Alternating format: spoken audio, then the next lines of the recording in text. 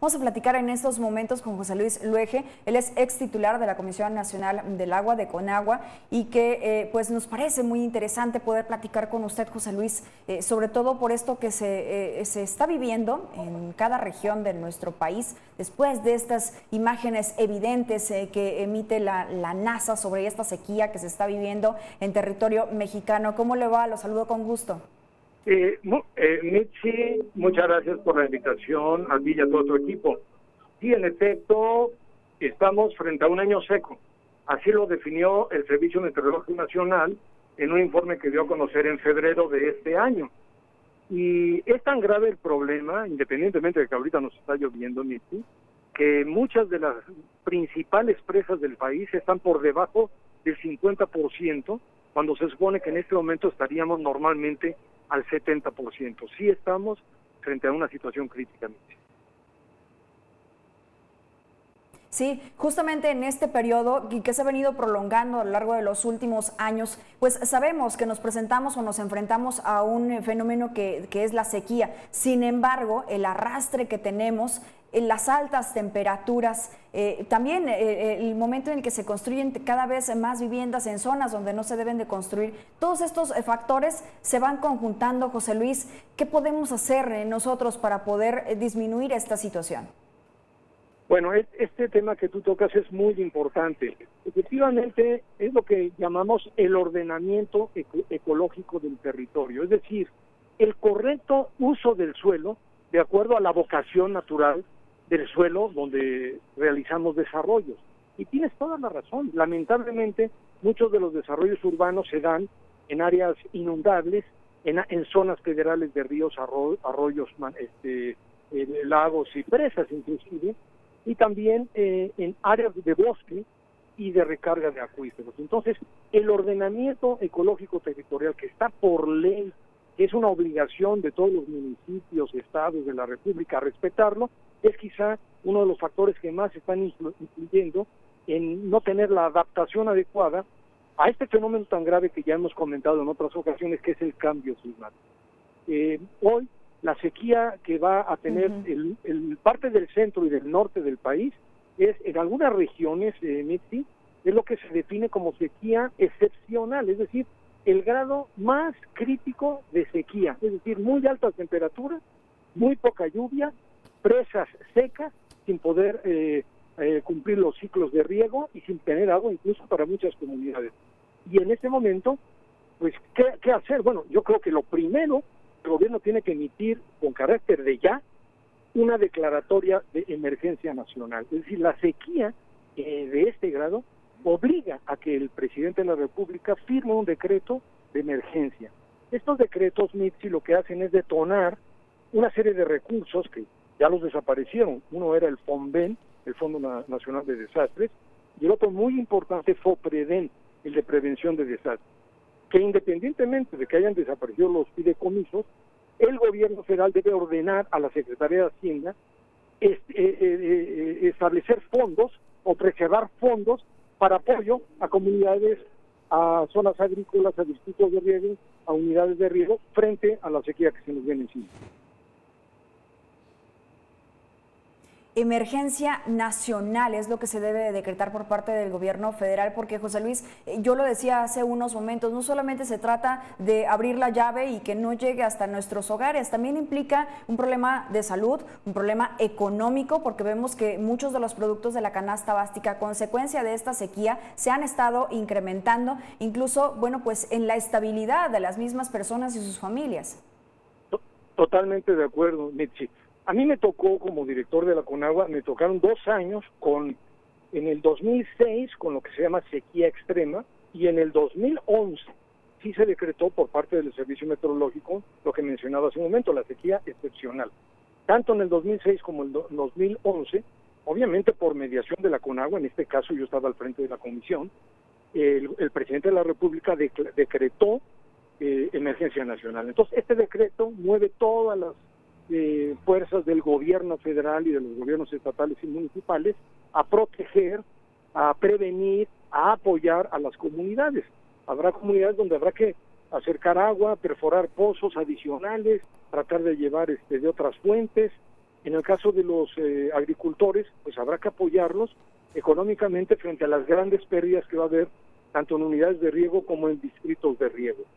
Y algo muy importante, si me lo permite, Smith, si hay espacio, es un poco respondiendo a tu pregunta anterior, la visión de más largo plazo. Nosotros, no quiero hablar porque yo haya sido el director de la Conagua, pero en nuestra administración aprobamos una Agenda del Agua 2030, que fue, digamos, una hoja de ruta que se acordó con académicos, estudiosos, especialistas, gobiernos estatales y municipales, distritos de riego, etcétera, empresarios también, ¿no? Y esta hoja de ruta lleva precisamente a lo que tú me decías, primero a un ordenamiento territorial, a buscar la visión de cuenca, a proteger la cuenca alta con reforestación, con preservación del suelo, a proteger las presas, a tener una mejor administración del agua en las concesiones, etcétera, etcétera, a tecnificar tanto el riego agrícola como el uso público urbano en los organismos municipales. Y todo esto no se está haciendo. Entonces es lo que lamentablemente nos pasa en México, que no hay continuidad. Y esa falta de continuidad, inventando el hilo negro cada 6 años, nos lleva a una situación crítica como la que vamos a vivir este año.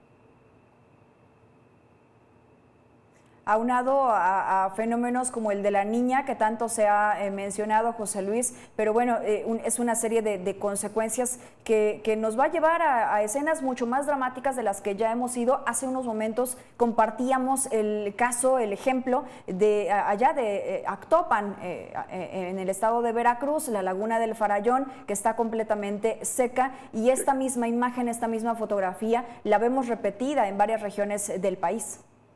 Sí. Incluso hay presas muy importantes, yo te puedo decir ahorita, por ejemplo, la presa Huites, una presa fundamental que genera energía eléctrica, pero que también se utiliza para riego agrícola, que está prácticamente vacía, ¿no?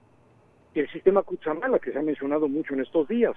Las presas están abajo del 40%, cuando, como te dije hace un momento, deberían de estar al 70% para esta etapa, porque ahorita estamos teniendo ayudas aquí en la Ciudad de México, pero en el Michoacán, en el norte, en el noreste y noroeste no está viendo lluvia, ¿no?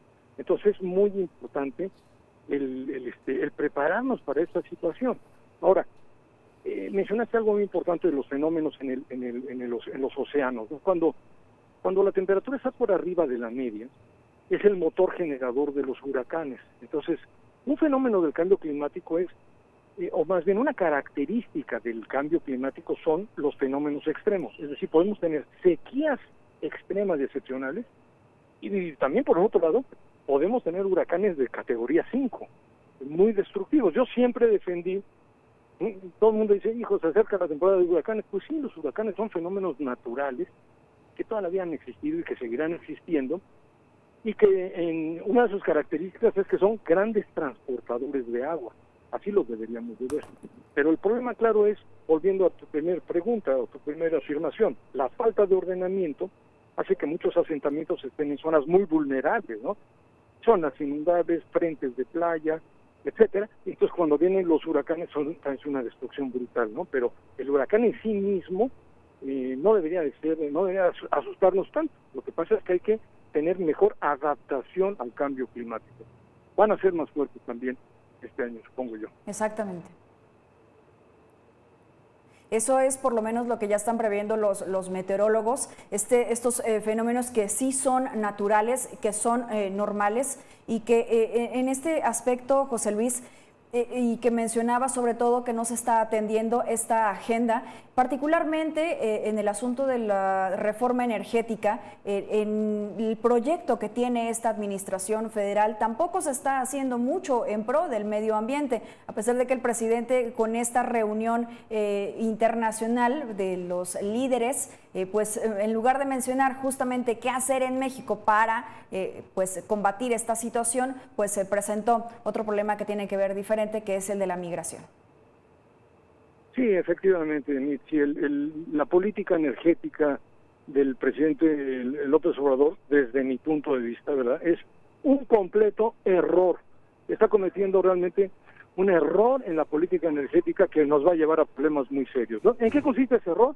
En apostar absolutamente a los combustibles fósiles, dejar de lado la proyección de nuevas tecnologías para energías limpias y reducir las emisiones. Además de que va a incumplir México compromisos que ha firmado de carácter internacional que son ley. Por ejemplo, todo lo que se firmó en el Acuerdo de París que acudió el presidente y que firmó los acuerdos para reducción de emisiones y también para que el 35% de la energía generada eléctrica sea por energías renovables, no lo vamos a cumplir. Entonces la política energética está en un error absoluto y nos va a llevar a problemas de contaminación muy serios, porque como lo comenté, creo que en alguna ocasión contigo, en alguna otra entrevista, mayor refinación de nuestro petróleo, que es muy pesado, genera una gran cantidad de combustóleo, es muy sucio, que tiene muy alto contenido de azufre, que no tiene salida en otros mercados, y entonces la Secretaría de Energía ha dado la orden de quemar combustóleo en las termoeléctricas. Bueno, esto es algo verdaderamente ir en contra de toda la lógica, de toda la inteligencia y de la tendencia mundial. Gravísimo. Sobre todo de la evidencia científica que se tiene. Ahora, José Luis, para terminar esta entrevista con usted, le agradezco estos minutos. La aplicación de tandeos por parte de los municipios, de las autoridades locales, ¿es una decisión de manera correcta o hay otras alternativas que podrían estar aplicando?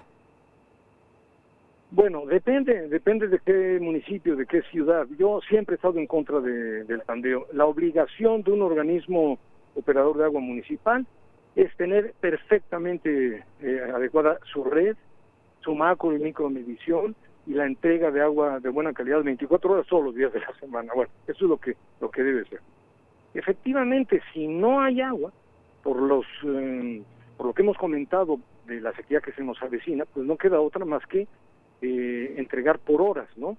Y aquí viene un problema, que muchos condominios, muchos edificios, muchas casas no tienen una cisterna o un depósito lo suficientemente grande pues para estar 2 o 3 días sin el abastecimiento. Depende de cada caso. Lo que yo recomiendo es campañas de cuidado del agua, reforzar toda la red hidráulica, trabajar muy fuertemente eliminando fugas, insistir con la gente que cuide el agua, que no utilice el agua para lavar aceras, para lavar coches, para regar pasto, que no utilicen el agua, que no la desperdicien, y que revisen en cada casa que no haya fugas en una llave, que no haya fugas en el excusado, porque esas fugas son miles y miles de litros que se van diariamente. Sí, eso es muy cierto, hacer conciencia en eso, porque también en nosotros está, pues, por lo menos disminuir este grave problema por el cual estamos atravesando. José Luis Bleje, le agradecemos esos minutos con Mega Noticias, exdirector de la Comisión Nacional del Agua. Muchas gracias, Mitzi, a ti y a todo tu equipo. Buenas tardes.